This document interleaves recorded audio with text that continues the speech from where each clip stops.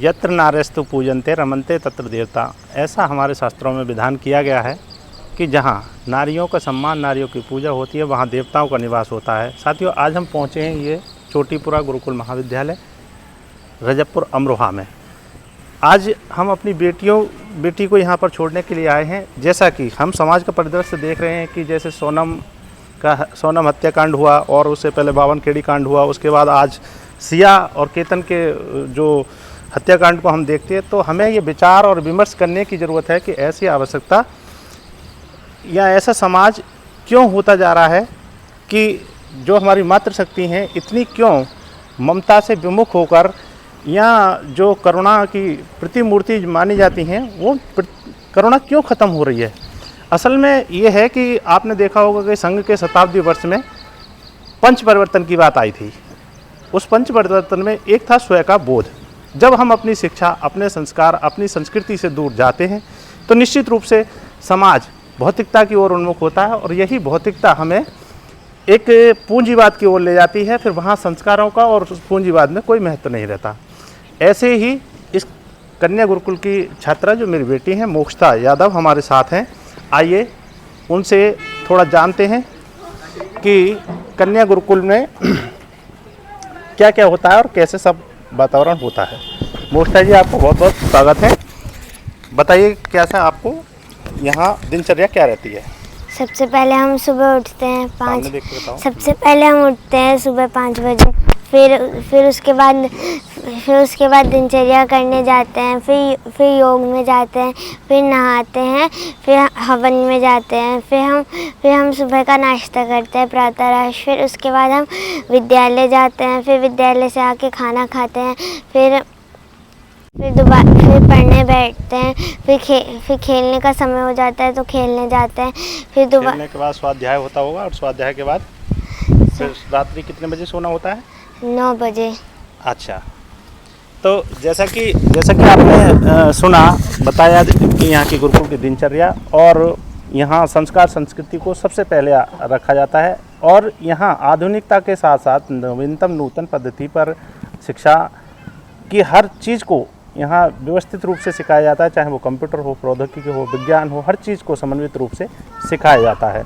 तो मैं यहाँ जब संस्कार संस्कृति की बात आई तो मैं मोक्षता जी से पूछना चाहूँगा कि आपको मतलब संस्कृत में किन चीज़ों का ज़्यादा वो सिखाया जाता है। जैसे कि सुना है कि पाणिनि के अष्टाध्यायी को आप और गीता के श्लोकों को आपको सिखाया जाता है, कंठस्थ किया जाता है। कोई भी गीता के श्लोक और फिर पाणिनि के अष्टाध्यायी से कुछ सुना है।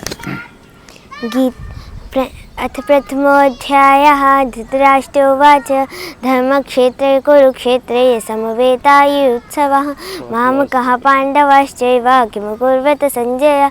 संजय उवाच दृष्ट्वा तु पाण्डवानीकं व्यूढं दुर्योधनस्तदा आचार्यमुपसंगम्य राजा वचनमब्रवीत् पश्यैतां पाण्डुपुत्राणाम् आचार्य महतीं च व्यूढं द्रुपदपुत्रेण तव शिष्येण धीमता अत्र शूरा महेशाः भीमार्जुन समायुधि दानो विराटश्च द्रुपदश्च महारथा।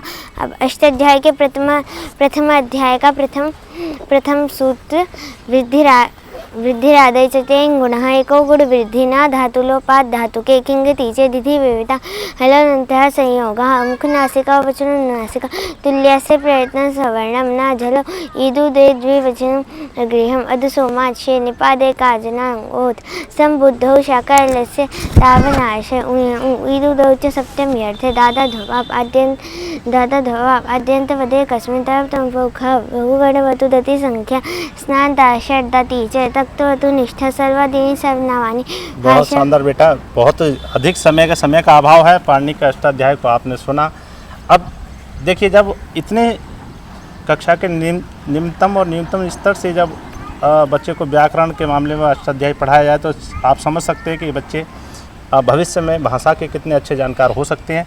ऐसा ही ज्ञान शायद हमें मिला होता तो बहुत उच्च स्तर पर अपनी भाषा और अपने संवाद को ले जा सकते थे। परंतु आज का ये जो थोड़ा साक्षात्कार का संक्षिप्त अंश था वो इसलिए कराना आवश्यकता था क्योंकि अपने क्षेत्र में इस गुरुकुल के बारे में इतनी जागृति नहीं है जितना कि बाहर के बच्चे हैं। मैं देखता हूँ कि यहाँ उड़ीसा, पश्चिम बंगाल, अंडमान निकोबार, इधर बिहार आदि के बच्चे यहाँ पर पढ़ने आते हैं, बच्चियाँ, और अच्छी शिक्षा ग्रहण करके यहाँ से वो समाज का मार्ग प्रशस्त करती हैं। चूँकि स्त्री केवल एक परिवार की संस्कार और संस्कृति को जीवित नहीं रखती, उसे दो दो कुलों की जिम्मेदारी उसके पास होती है।